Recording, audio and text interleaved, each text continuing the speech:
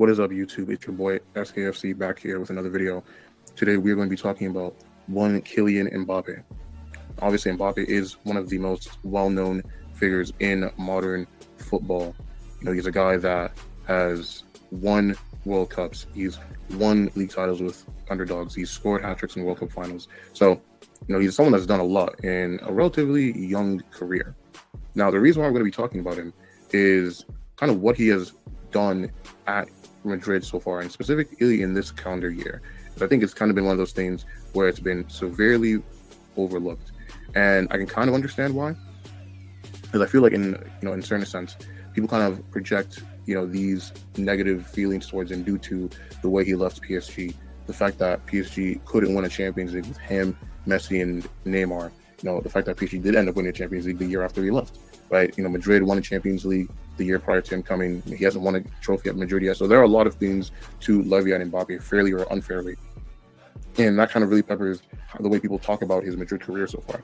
And obviously this makes sense, because Real Madrid are one of the biggest institutions, if not the biggest institutions, that this sport has to offer. So, being able to win trophies and perform is basically a prerequisite, to be seen as successful there. Right? And then you kind of look at the way he started his Madrid tenure, specifically in his first 25 games, right? That would have been the amount of games he played at Madrid in the year of 2024. He wasn't exactly starting on the greatest of foots, right? Like 13 goals, 2 assists is, while not bad by normal standards, if you're going to be the main man at Real Madrid, that's simply just not good enough, right? Again, fairly or unfairly, when the expectations are that high, right, you're gonna have to be doing more than 13 goals in 25 matches.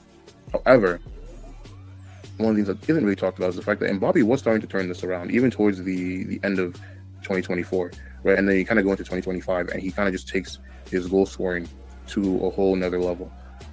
He starts really scoring and performing in these big matches as well. He scores against Barcelona in the Spanish Super Cup final, and they ended up losing that, unfortunately. He scores against Atletico in the league, back when they were still challenging. He drops a hat trick on Manchester City, in the knockout playoff round of the Champions League. He is able to, win a penalty against Atletico that Vinicius scores to help them through that round.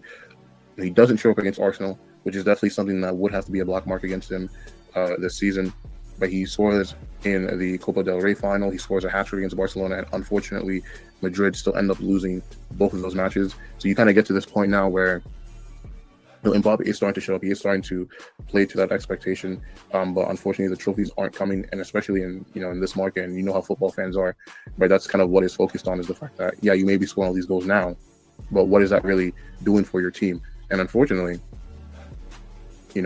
Madrid weren't able to really win any trophies or really get far in the ways that you would expect a team like them to get past. And then obviously you have the optics of PSG, winning that Champions League final. It just does not really help the narrative. So, coming to the end of his first season, he may have picked things up in the second half, but the narrative still wasn't really on his side.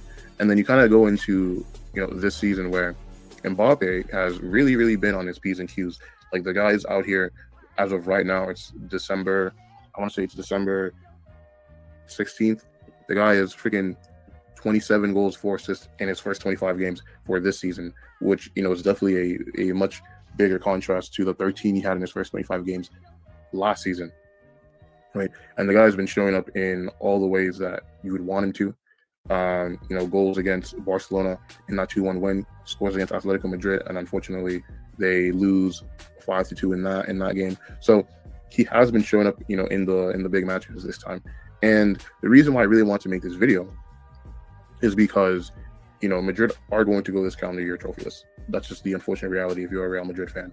And that is going to obviously weigh heavily in the way people talk about Mbappe and talk about what he's done for them so far.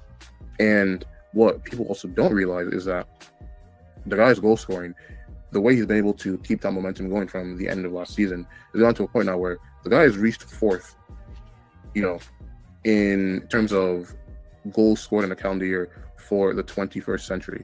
So you're looking at legendary names like Messi, Ronaldo, Lewandowski. All of these legendary players the guy has managed to pull that off. And this is a guy that came from the French league, a league that isn't respected in the same way that La Liga or the Premier League is. So for him to be able to do that is incredibly impressive. And unfortunately, I just don't think he's going to get the plaudits that he probably deserves for that, given again the narratives and the optics that kind of surround his Madrid move and what his former team has wanted to do and stuff like that.